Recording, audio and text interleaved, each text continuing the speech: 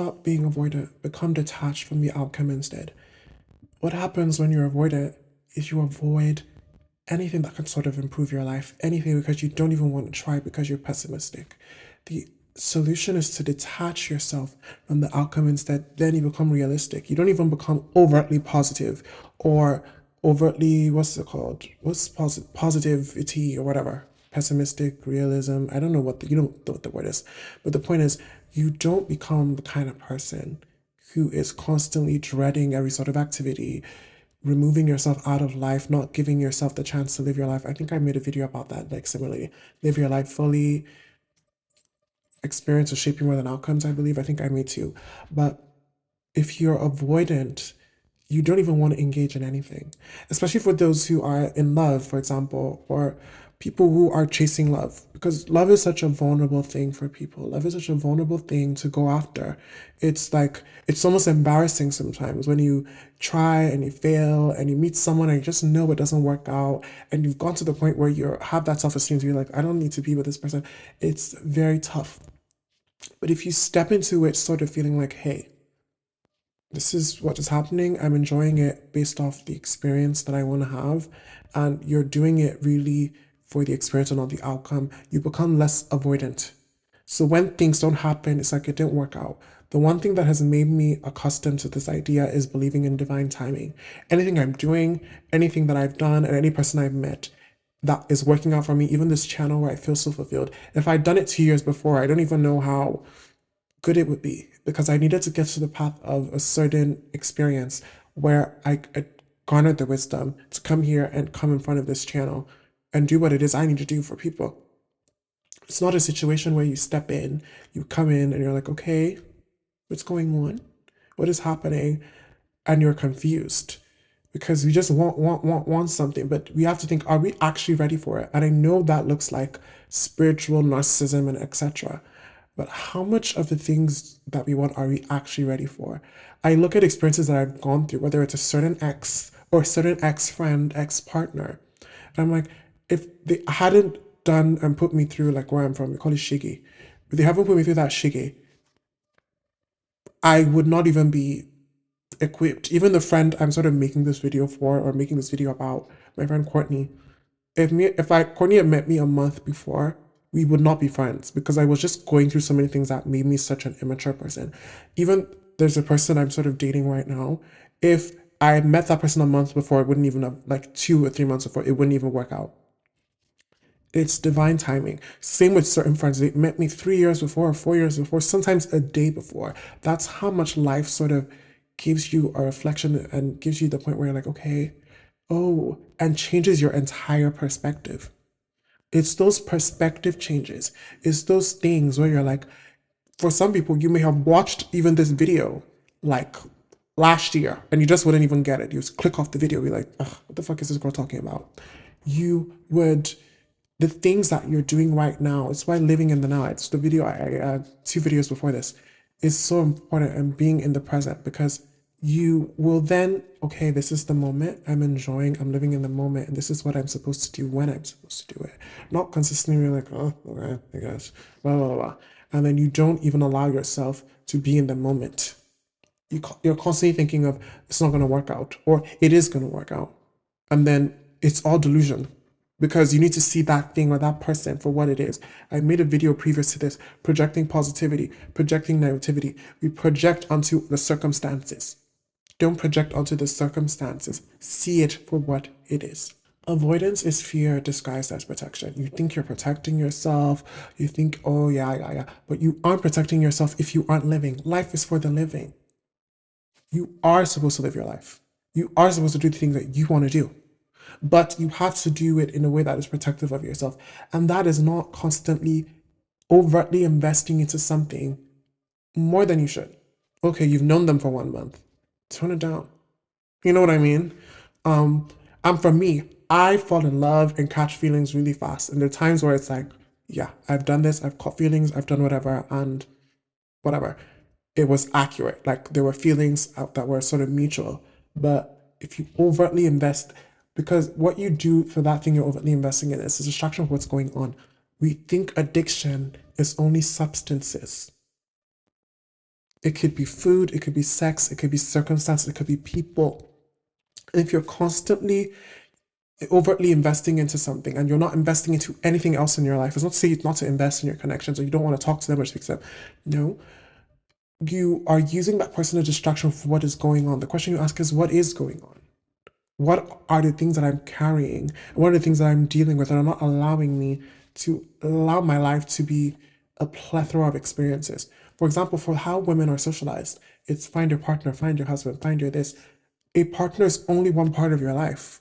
Your children are only one part of your life, and they should only be one part of your life. Because if you put that expectation that your partner should be the partner of your life, your children should be the children, it's unfair to them. So by default, you either get up being abused or abusing the person. Someone's life, you can't be the center of someone's life, and no one should be the center of yours.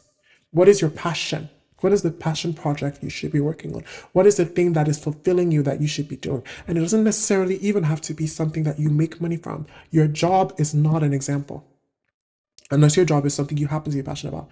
What is it thing that you want to do? And what is a life that you want to live? And what are the things that you want to present towards to yourself for right now that are gonna improve your life and make life wholesome? Really think about that. Because if you then become avoidant, you're not even a participant in your life. It's like you witness your life. I made a noise. You witness your life, you see things going by, and you just have resentment, regret. You can then project it on someone else. When you could just have been doing the things that you want to do, living the life that you want to live. Avoidance is pessimism, and detachment is trust. You need to trust yourself. Trust in the outcome. Trust that it is going to be all right. Trust that it is going to be fine. That's what happens when you just live your life. Whatever happens, whatever this happens with this job, whatever happens with this guy or this girl, this person that you're seeing, I'm going to be all right because you always have been. You always have been all right. You're going to take care of yourself because that's what you should be doing already. Or life is going to take care of me. That's how I see it. Life is always going to take care of me. It's always going to make sure that I am okay because life is working with me and not against me. If you see life that way, it becomes more, you become more optimistic. That's the word that I've missed. Rather than pessimistic. You don't even need to be optimistic. You just need to trust that everything will be all right. Everything will work the way that it's supposed to. But overtly being pessimistic, no. And people think that pessimism is realism. Okay. I don't care what epidemic it is.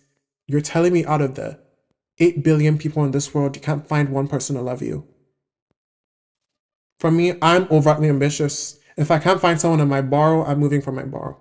If I can't find someone in my town, I'm moving from my town. If I can't find someone in my city, I'm moving from my city. If I can't find someone from my country, I'm moving from my country. You're born into a place and you think that you're supposed to be tied to that place. Life is about exploration. And you will find the things and the people that you're supposed to be with or things that you're supposed to do as you explore the adventures of life. That place that you're in, it feels wrong, nothing feels right, it doesn't work out. Maybe move. Can you, obviously, it's going to be difficult if you can't afford to move, but then you don't blame the circumstance as in me, I'm the problem under this. It's just where you're at. It's just a position that you're in. And the position that you're in can always change. Think of the chessboard. Any slight position can give you an advantage or a disadvantage. Do not tie yourself, allow your self-worth to be the position you're in because it could change tomorrow. And it changed tomorrow when you're being proactive, when you're living for now and allowing yourself to invest in your future by being present. You will actually never be able to receive what you're avoiding.